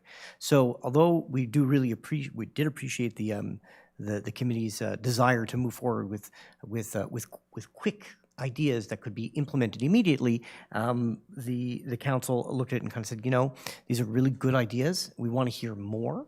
They're interesting. But the city's operations and bylaws are a lot like Jenga. If we just pull one piece out without thinking about how it impacts the rest, we might actually end up making things a lot more complicated and difficult to create positive change for environmentalism and sustainability in the long term. So we've redirected our efforts, and the Environmental and Sustainability Committee will stick with its original mandate and bring forward a comprehensive package of policy suggestions and recommendations with a little bit more research and robust policy based on evidence around it for council to consider. Thank you. Is that it for questions? No, Oui? there are one more. Frédéric Girvan. Thank you for the opportunity to ask another question. First, thank you for your answer concerning how Public Works manage the sewer system to prevent another backup. I'll give that a 10 out of a 10. And my question is... Christmas present, Mr. Gervin. Lead in the water system has been a concern to many residents. Is the issue contained to private water intakes, or can there be lead also in the city's portion of the system? It would be a combination of the two. Is that you want to add anything else to Yeah, that? sure. So, of course, we still have We have some. vestiges of lead conduits in our side of the system, and that's every time we do a road, we do a sewer pipe, a water main rehabilitation or a replacement, we take care of the lines that lead up to that point of demarcation between the public and the private property line.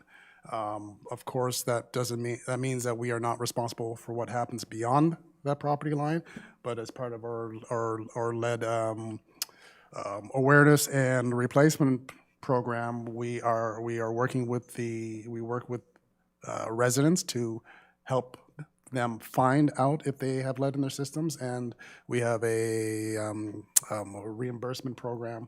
What's the word I'm looking for? A subsidy program that will incentivize and offer some kind of a subsidy to residents who want to replace their water service on the private domain. So to those that are living on Forden Crescent, Claremont, or Lorraine, next summer when the roads are being rebuilt, we strongly encourage you, and we've had streets where this has had very little uptake. We strongly encourage you to ensure that the intake to your house on your private domain is that you upgrade that while the street is open. It's much easier, and you can coordinate with neighbors, and our engineering team will help you sort of navigate that system, is make sure that you upgrade that. There will be a time when the province requires this of all residents. We're not there yet, but I would suspect it's not that far away. Okay, c'est tout? Oui? All right.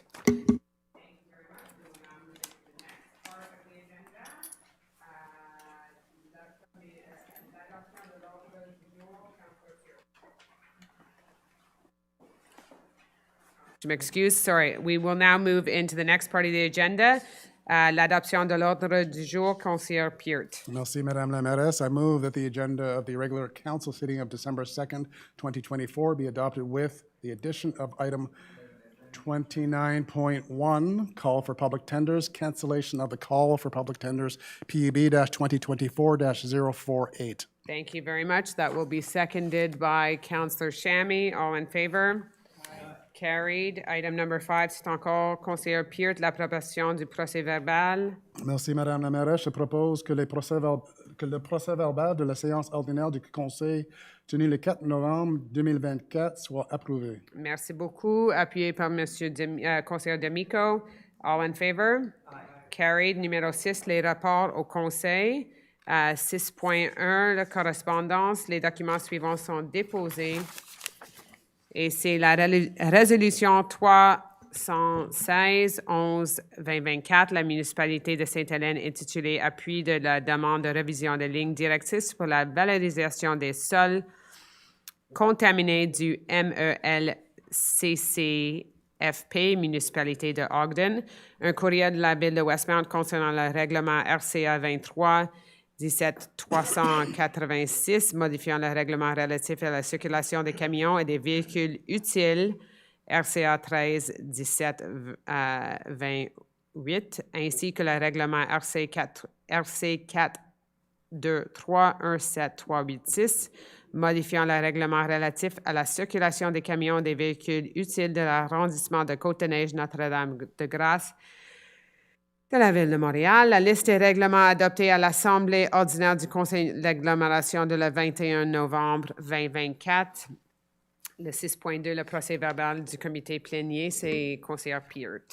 Merci, Madame la Mairesse. Les procès-verbaux des rencontres du comité plénier du Conseil du 7 et 21 octobre 2024 sont déposés et sont disponibles sur le site web de la Ville. Merci beaucoup. 6.3, le procès-verbal de la Commission des finances et de l'administration. Conseiller Chamy. Thank you, Madam Mayor. I move so the minutes of the Finance and Administration Committee held October 30th, 2024 are now tabled. Thank you very much. 6.4, le procès-verbal du comité consultatif sur les transports. C'est Conseiller Bostock. The minutes of the Transportation Advisory Committee meeting held on October 22nd, 2024 are tabled and are available on the city's website. Thank you very much. 6.5, rapport de la main-d'œuvre, Conseiller Chamy. Merci, Madame la Mairesse. Le rapport de la manœuvre pour le mois de novembre 2024 est maintenant déposé. Merci beaucoup. 6.6, le registre des paiements, c'est conseiller D'Amico. Merci, Madame la mairesse. La liste des paiements pour le mois d'octobre 2024 est déposée. Merci. 6.7, liste d'approbation en vertu du règlement 1507, c'est conseiller Chami. Madam Mayor, in accordance with Bylaw 1507 on the delegation of powers to certain employees of the City of Westmount, the list of authorization of expenditures for the month of October 2024 is now tabled. Merci beaucoup. 6.8, la liste des facturations des droits de mutation, c'est conseiller D'Amico. Thank you, Madam Mayor. The lists of duties on transfers for the month of October 2024 are tabled. Thank you very much. 6.9, 6.9, le dépôt des déclarations d'intérêt pécuniaires. Madame la greffier. Oui, greffière. oui, conformément à l'article 358 de la loi sur les élections et les référendums dans les municipalités, la greffière confirme que la mairesse Christina Smith, les conseillères Anita Bostock, Mary Gallery, Kathleen Kez et Elizabeth Roux, ainsi que les conseillers Matt Aronson, Antonio D'Amico, Conrad Bird et Jeff Chami ont déposé leur déclaration d'intérêt pécuniaire. Merci beaucoup. Item number 7, numéro 7, orientation du Conseil sur les sujets devant être présenté au Conseil d'agglomération de Montréal. Councillor Peart. Merci, Madame la mairesse. Je propose que la mairesse, ou en son absence, le maire suppléant, soit autorisé à prendre toute décision qu'elle jugera opportune à l'égard des sujets inscrits à l'ordre du jour des séances du Conseil d'agglomération de Montréal pour les mois de janvier à octobre 2025, et ce, dans le meilleur intérêt de la ville de Westmount et de ses résidents. Merci beaucoup. Appuyé par, excusez-moi, appuyé par le conseiller D'Amico. All in favor? Carried. Number 8, nomination du comité de la bibliothèque. Conseiller Roux. Thank you, Madam Mayor. I move that Jessica Rosler be appointed trustee of the Westmount Public Library Committee for a 3-year term of office effective January 1st, 2025.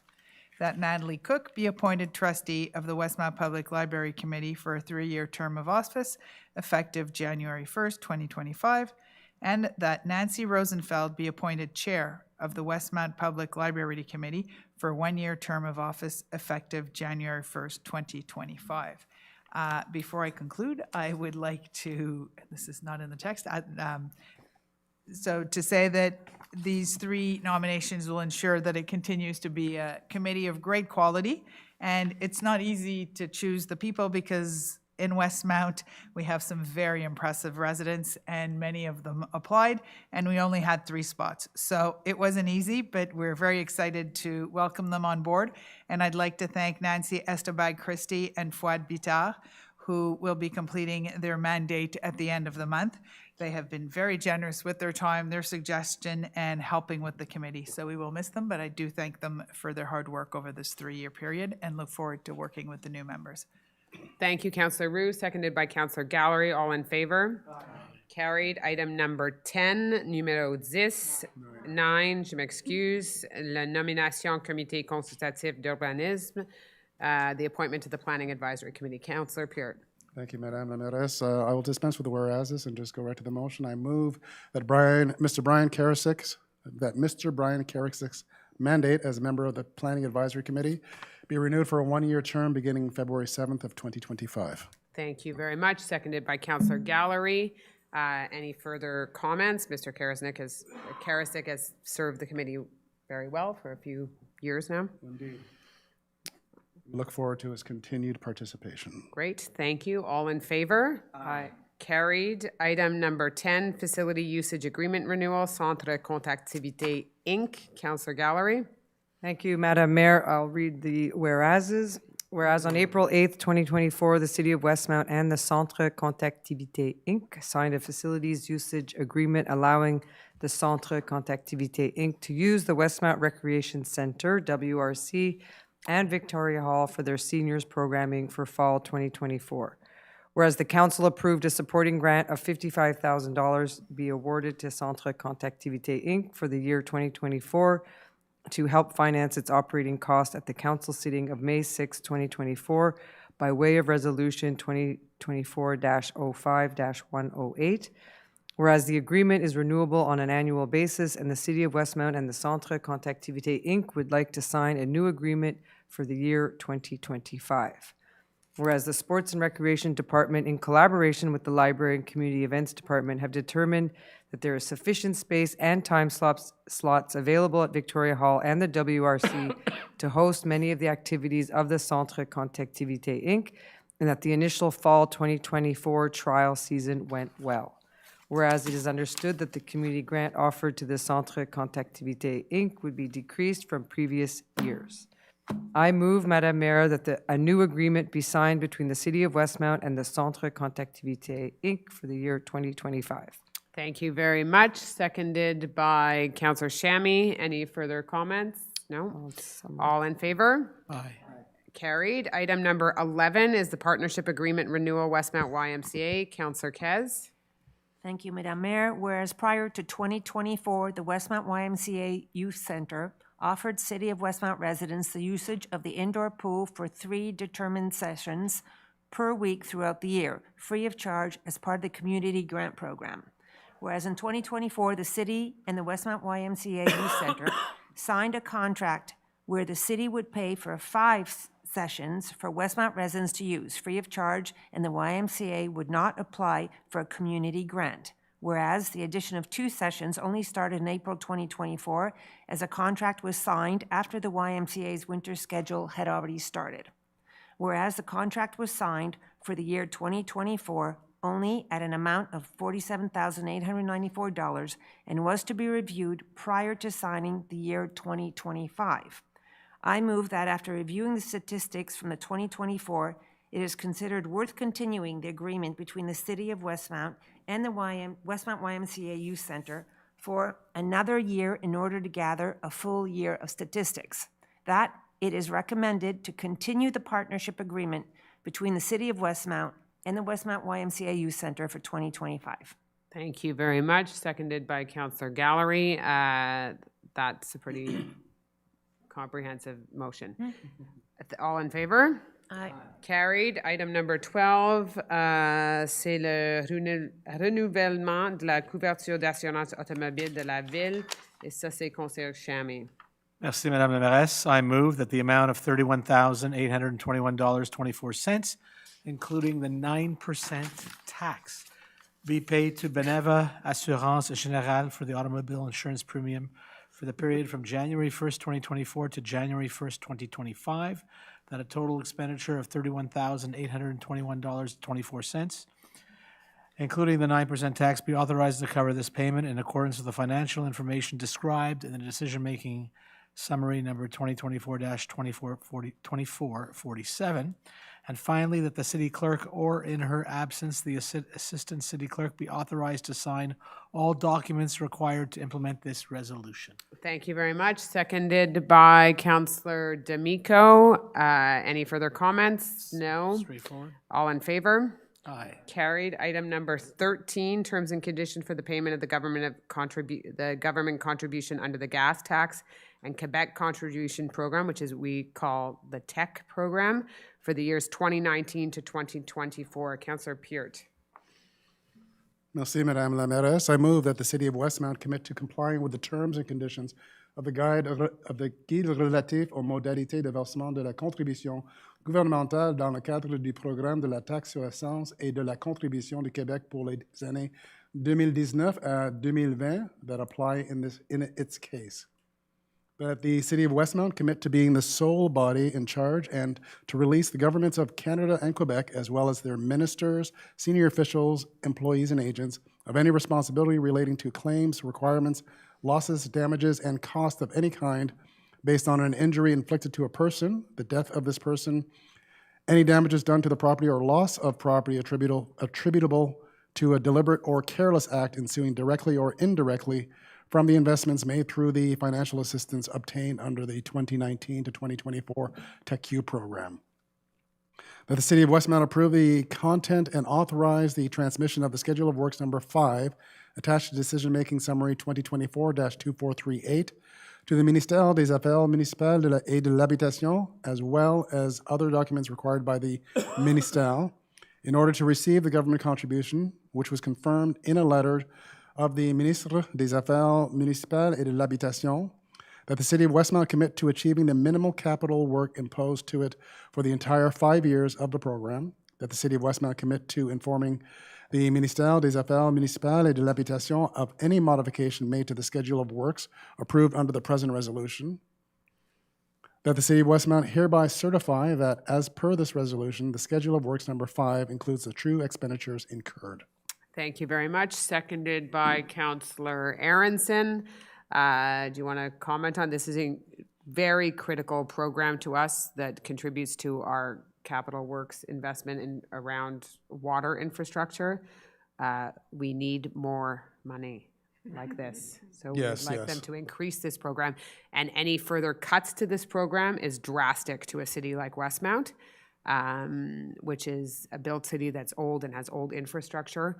And any further constraints around the funding or ties to what had been discussed, had sort of been a rumor of tying tech funding to building houses. So for a city that is largely built, that would also be very, very difficult. This is very important funding that we need more of. I don't know, you want to add to that? Yeah, so just to provide an ordre de grandeur of this funding, it's about $9.8 million that we've received over 5 to 6 years. An average, call it $2 million or so per year. Per year, and that is money that goes directly to our PTI budgets or our capital works budgets. And without it, that's additional money that we would have to pay out of pocket for those expenses. So as the mayor has said, these are very important. The minister has set some minimum thresholds of spending.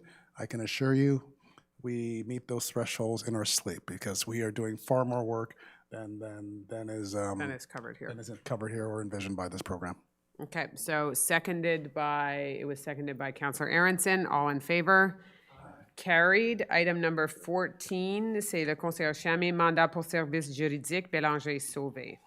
I move, Madam Mayor, that a mandate be granted to Bélanger Sauvé LLP for legal services in the file bearing court number 500-22-285867-241, that a sum of $20,000 be granted for this purpose, and that the city clerk or the assistant city clerk be authorized to sign any document for the execution of the mandate by the city, granted by the city, including any deed as representative of the city in said file. Thank you very much. Seconded by Councillor Bostock. All in favor? Aye. Carried. The next one is a mandate for commercial development strategy, Rue Principale. C'est Councillor Aronson. Sorry, thank you, Madam Mayor. Whereas the City of Westmount wishes to award a contract for professional services to conduct a study on commercial development strategy, and whereas the Finance Department confirms that in accordance with Section 573.3, subsection 2.4 of the Cities and Towns Act, it is possible to award this contract by mutual agreement with Rue Principale. That I move that Rue Principale, a non-profit legal entity, Quebec business number 1146529616, be awarded the contract for the development of a commercial development strategy for the City of Westmount in the amount of $60,960 plus taxes as tendered. Thank you very much. Seconded by Councillor Gallery. Do you want to add any further comments to that? Very, very quickly. We are asking some development consultants about things that we might be able to do to bolster our commercial sector and to bring a little bit more commercial activity into the City of Westmount. This money is going to a nonprofit entity that is well recognized and well regarded in this area, and we look forward to seeing what they have to say on the issue. Yes, and working with our merchants. And of course, working with existing businesses within the City of Westmount. Thank you very much. All in favor? Carried. Item number 16 is service professionnel grille de pondération et d'évaluation, une enveloppe, c'est Councillor Peart. Thank you, Madame la Mairesse. For this one, because it's kind of paired with the one, number 17, that comes thereafter, I will read the whereas for this one, but I won't for the second one. Whereas per section 573.1.0.1 of the Cities and Towns Act, CQLR, Chapter C19, system of bid weighting and evaluating, including a price, or the one-step process with one envelope only, can be used to award a professional services contract evaluated at more than $133,800, taxes included, within a public tendering process. Whereas the engineering department requests that the proposed one-step process of bid weighting and evaluation with price, one envelope process, be accepted for professional services, tenders pertaining to architectural services and/or engineering services and/or landscape architecture services, or for mandates combining these services. Whereas the approval of this one-step bid weighting and evaluation system would complement the approval of the system of bid weighing and evaluation within the two-step process, the two-envelope system, that would be approved under decision file number 2024-2434. Whereas the one-step process of bid weighting and evaluation with a price, the one envelope, allows for evaluation of bids based on different criteria in addition to price. Whereas the one-step process of bid weighting and evaluation with a price allows the administration the flexibility to select between the two systems depending on the nature of the call for professional services and the needs of each mandate or project. I move that Council approve the system of bid weighting and evaluating, including a price, the one-step process, with one envelope only for professional services evaluated at more than $133,800, taxes included unless otherwise specified, that this evaluation grid be valid for 2025. Thank you very much.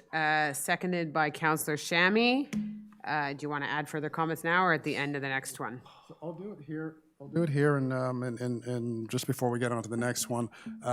Currently, we work with a two-envelope system, so there's when a bidder bids on a project, they have literally two envelopes. The first envelope is lists their qualifications, and they are scored on that qualification. Now, depending if they've passed a threshold in their scoring, then if they pass that threshold, then they open to the second envelope, and the second envelope is price. The results of those two envelopes are combined to give an overall score. That's the way we've always been doing it, and that's the way we will continue to do it, but now we have a second option.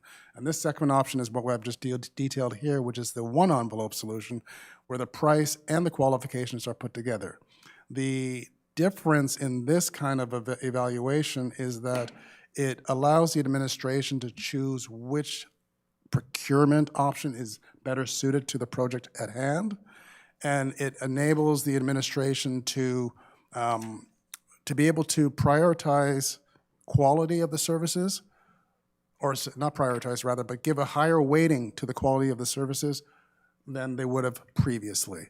And so instead of it just being the lowest price, which wins the game, a higher quality of services will generate a higher score and will presumably, hopefully, ultimately benefit the project going forward. So that's the one envelope solution that I've just detailed here. I'm now going to go on to after we vote, we'll go on to the next one. Okay, so seconded by, Councillor Shammy, all in favor? Carried. Now we'll move to item 17, professional services bid weighting and evaluation grid, the two envelope situation. Merci, Madame la Mairesse. So for this, I'll just read I will dispense with the whereas. I move the Council approve the evaluation grid proposed for professional services tenders pertaining to professional services tenders and invitations to quote evaluated at more than $133,800, taxes included unless otherwise specified. That the system of bid weighting and evaluating can still be used for professional services tenders over $25,000 through a formal invitation to bid process unless otherwise specified, that this evaluation grid be valid for 2025. Thank you very much. Seconded again by Councillor Shammy. I think you've given the commentary on this. I will just add one additional context is that only recently has the province enabled the city to have this flexibility, which is why we are implementing an additional option. So at any point in time, the administration can choose which procurement path they want to choose, but now they have an additional path which it did not have before. Thank you. All in favor? Carried.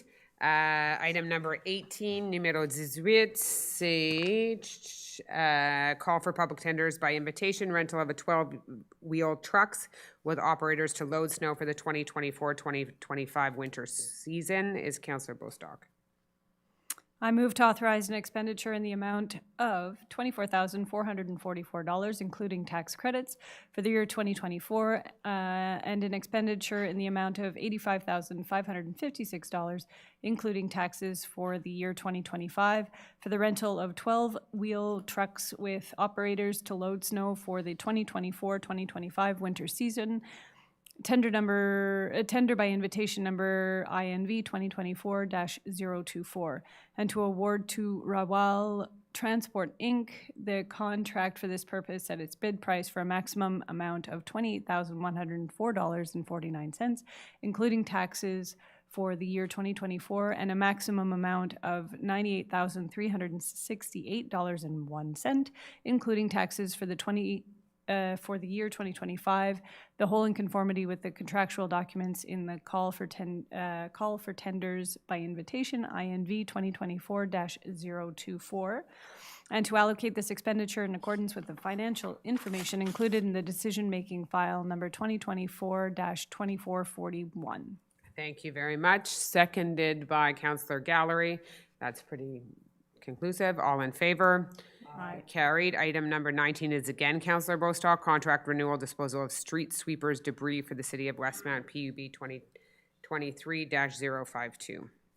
I move to authorize the renewal of the contract awarded to Recyclage Notre-Dame, Inc. for the disposal of street sweeper debris as part of the call for public tenders PUB 2023-052, resolution number 2023-12-345, for the period from January 1st, 2025 to December 31st, 2025, for a maximum amount of $68,410.13, including taxes.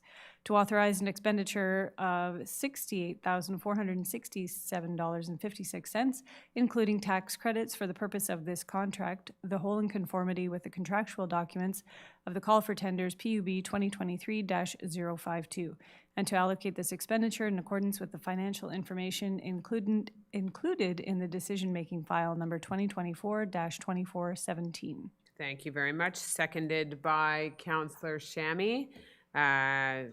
Standard. All in favor? Carried. Item number 20 is Councillor Shammy, renewal of a contract, janitorial services, various municipal buildings. Thank you, Madam Mayor. I move to authorize the renewal of the contract awarded to Axia Services, Inc. for the janitorial services of various municipal buildings as part of the call for public tenders PUB 2021-038, resolution 2021-08, 186, for the period from January 1st, 2025 to December 31st, 2025, for a maximum amount of $892,008.11, including taxes, and to authorize an expenditure of $814,522.30, including tax credits, for the purpose of this contract, the whole in conformity with the contractual documents of the call for tenders PUB 2021-038. Finally, to allocate this expenditure in accordance with the financial information included in the decision-making file number 2024-2422. Thank you very much, Councillor Shammy. Seconded by Councillor D'Amico. All in favor? Carried. Renewal of item number 21 is Councillor Peart, renewal of a contract, emergency repair maintenance of the sewer and water network. Merci, Madame la Mairesse. I move to authorize the renewal of the contract awarded to Construction Montréal Limité for the emergency repair for the maintenance of the sewer and water network as part of the call for public tenders PUB 2021-044, resolution number 2021-10-233, for the period from January 1st, 2025 to December 31st of 2025, for a maximum amount of $1,522,427.09, including taxes, to authorize an expenditure of $1,390,000 $13.34, including tax credits, for the purpose of this contract, the whole in conformity with the contractual documents of the call for tenders PUB-2021-044, to allocate this expenditure in accordance with the financial information included in the decision-making file number 2024-2414. Thank you. Councillor Shammy will second this. Do you have any further comments? Self-explanatory renewal of a Water water and sewer repair maintenance, unfortunately, that we do need from time to time. All in favor? Aye. Carried. Item 22 is modification to a contract purchase of medium and low voltage cables for Hydro Westmount. Councillor Shammy. Thank you, Madam Mayor. I move that the contract awarded to Lumen, Division de Sonpar Canada, Inc., for the purchase of medium and low voltage cables for Hydro Westmount, resolution number 2024-05-123, be modified and increased to a maximum amount of $993,498.98, including taxes, and that an additional expenditure be authorized in the amount of $55,992.83, including taxes for said contract. Finally, to allocate this expenditure in accordance with the financial information included in the decision-making files number 2024-2276 and 2024-2442. Thank you very much. Seconded by Councillor Gallery. I don't think we need any further comments on that. All in favor? Carried. The next one is an avis de, c'est 23, avis de motion règlement 16-12-2024-2, modifiant de nouveau le règlement 16-12 visant à établir les tarifs pour l'exercice financier 2025. Councillor D'Amico. Thank you, Madam Mayor. You give intention. I give intention to file the draft of the said bylaw. The objective of this bylaw is to update the rates for the coming year. A copy of the draft bylaw is available for public consultation. C'est bon ça? No, c'est le 20. I think you just needed to give notice of intention. 23. Just Councillor D'Amico to give notice of intention. Get you. I hereby give notice of intention to submit for adoption and subsequent reading of council bylaw number 1612-2024-1 entitled Bylaw Further Amending Bylaw 1612 to establish tariffs for the 2025 fiscal year. I hereby file this draft bylaw. Merci beaucoup. Puis l'objet. No, he doesn't need to read the object. Okay, thank you. So that's tabled. We don't need to vote on that. Thank you. Item number 24 is Councillor Peart, tabling of the Planning Advisory Committee minutes. Merci, Madame la mairesse. Je propose que le Conseil prenne acte et accepte le dépôt des procès-verbaux du Comité consultatif d'urbanisme pour les assemblées suivantes. Assemblée régulière, le PIA, tenu le 29 et 31 octobre 2024. L'Assemblée spéciale portant sur une demande de dérogation mineure, tenue le 29 octobre 2024. Merci beaucoup. Appuyé par Conseiller Gallery. All in favor? Aye. Merci. Le 25, c'est encore Conseiller Peart. Approbation des plans d'implantation et d'intégration architecturale, PIIA. Merci, Madame la mairesse. I move that Council acts on the recommendations of the Planning Advisory Committee, the PAC, as set out in the minutes of its regular meeting held on October 29th and 31st of 2024, and approve, with respect to each of them, the plans and permit conditions attached to the items listed below as assessed in accordance with Bylaw 1305 on site planning and architectural integration programs. Thank you very much. Seconded by Councillor Gallery. Anything you want to highlight? Nothing today, Madam Mayor. All in favor?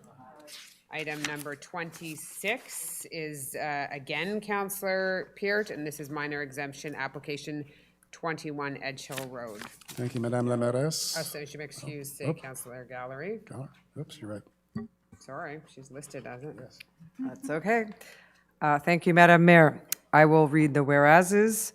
Whereas the City of Westmount's Bylaw 1576 on minor exemptions was adopted on September 20, 2021.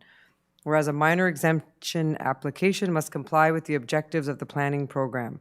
Whereas the exemption shall be considered minor, namely in quantitative terms, in terms of environmental impact, and in architectural terms. Whereas the application of the regulatory provisions targeted by the application shall cause serious harm to the person requesting the minor exemption. Whereas the exemption shall not hinder the owners of neighboring properties in the enjoyment of their own right of ownership.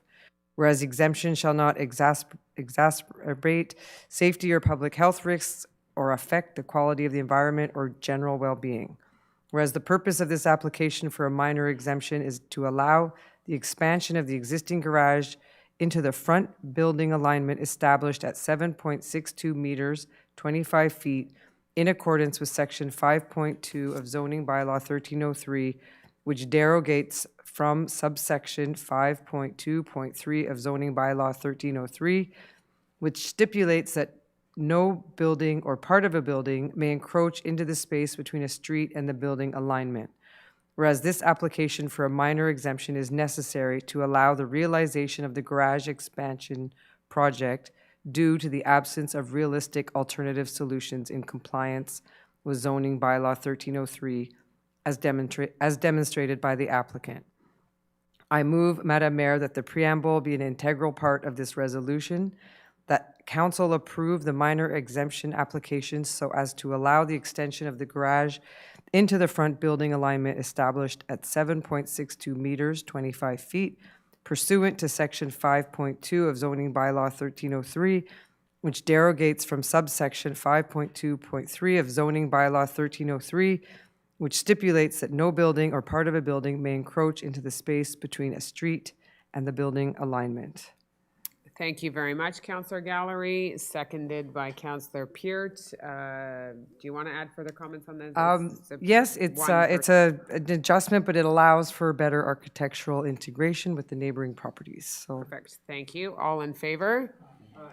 Carried. Item number 27 is Councillor Peart, approval of site planning and architectural integration programs, SPAIP, for a minor derogation for 21 Edge Hill Road. Thank you, Madam Mayor. I move that Council act on the recommendations of the Planning Advisory Committee, the PAC, as set out in the minutes of its special meeting held on October 29th of 2024, and approve the plans and permit conditions attached to the items listed below as assessed in accordance with Bylaw 1305 on site planning and architectural integration programs. CCU DM 24-10.29-01, 2023-00830, PEEA 2024-3163-21 Edge Hill, extension of more than 40 square meters. Thank you very much. Seconded by Councillor Gallery. No further comments on this. All in favor?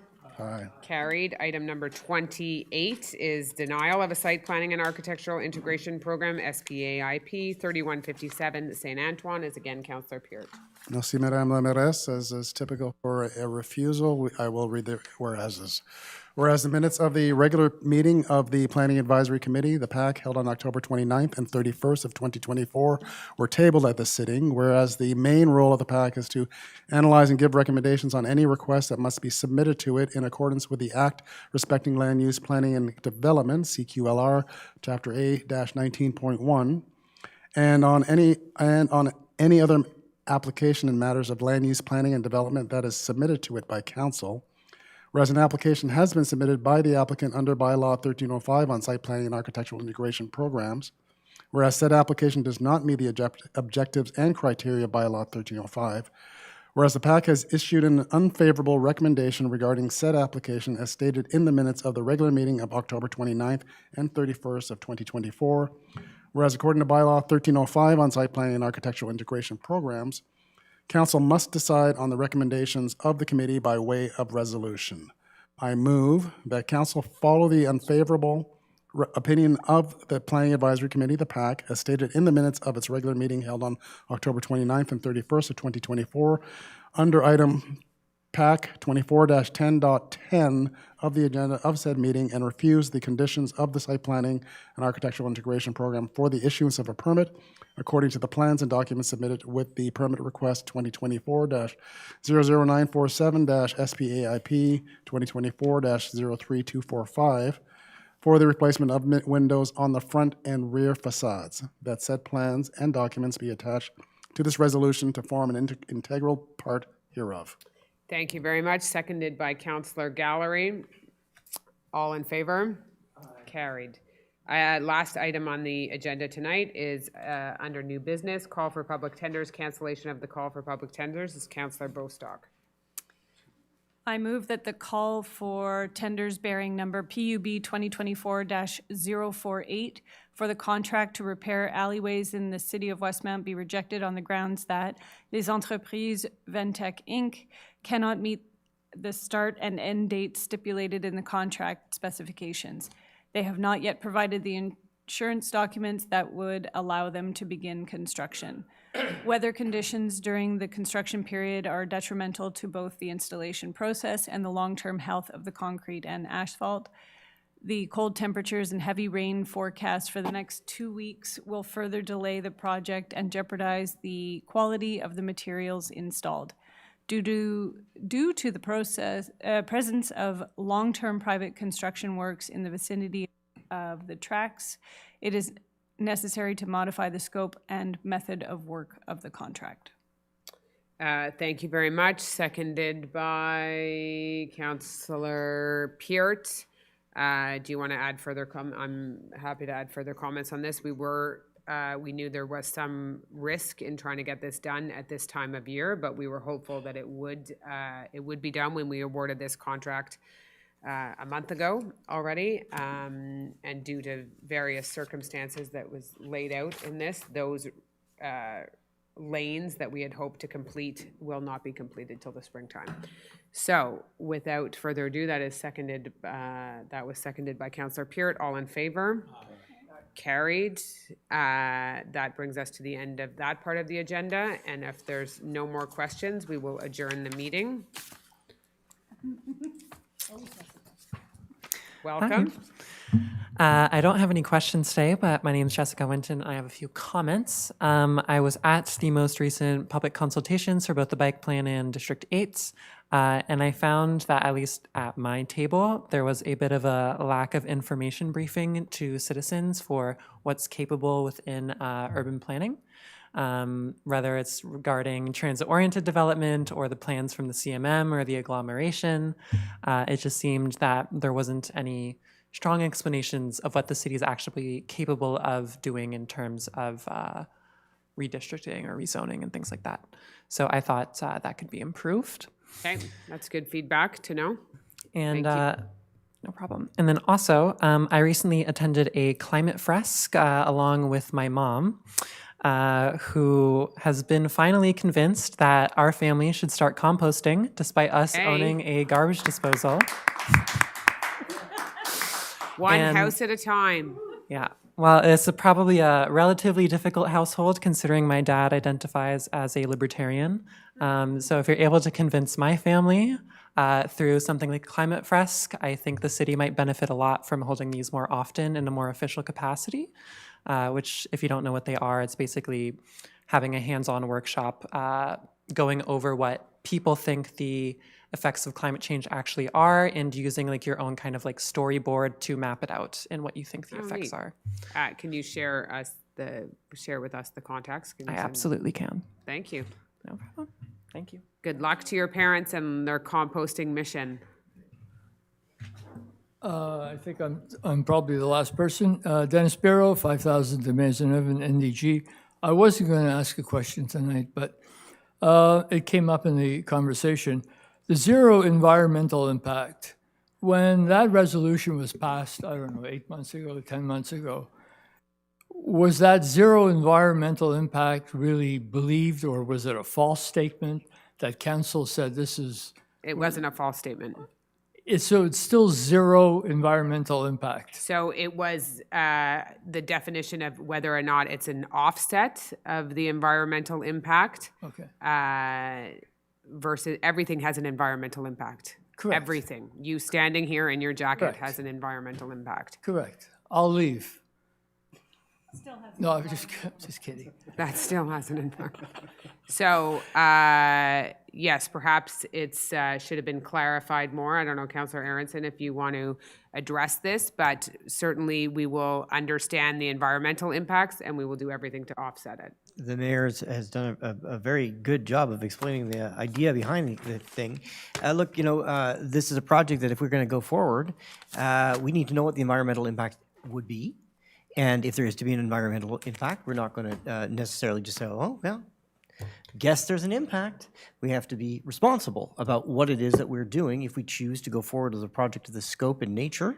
And there is an environmental impact, and it behooves us as a community to make sure that we reduce that impact to as close to zero as humanly possible. Now, the specific resolution that was passed was a commitment of money under certain conditions, some of which have not been met because the province has decided they're not going to support this. Other conditions were that we wanted to know, if we go ahead and say, all right, we're going to put this money in and build this project, what are the impacts? What are the environmental impacts? We wanted an environmental impact study done so we know exactly how to go about addressing whatever problems we're creating by solving this other problem of a lack of playing spaces. I hope that's... We have the benefit of a few of these fields being built around us, whether it be in Côte-des-Neiges, NDG Côte-des-Neiges, or most recently they're moving forward in the plateau with a project in Jean Mals Park. And there's been a lot of research done around that. So thank you for your question. Well, next. My only comment on these other parks that are being built, zero environmental impact is not an issue there. I mean, you might have some offset for carbon capture, but in terms of plastics, chemicals, it's probably not a huge consideration. But anyway, I understand the offsets for carbon, but for plastic, chemicals, all the other stuff, Every public official that votes on these things, whether at our council or others, has to live with the decisions they make. Those communities made the decisions so that they can live with, and we'll make the ones that we can. Thank you. Any questions online, or can we adjourn the meeting?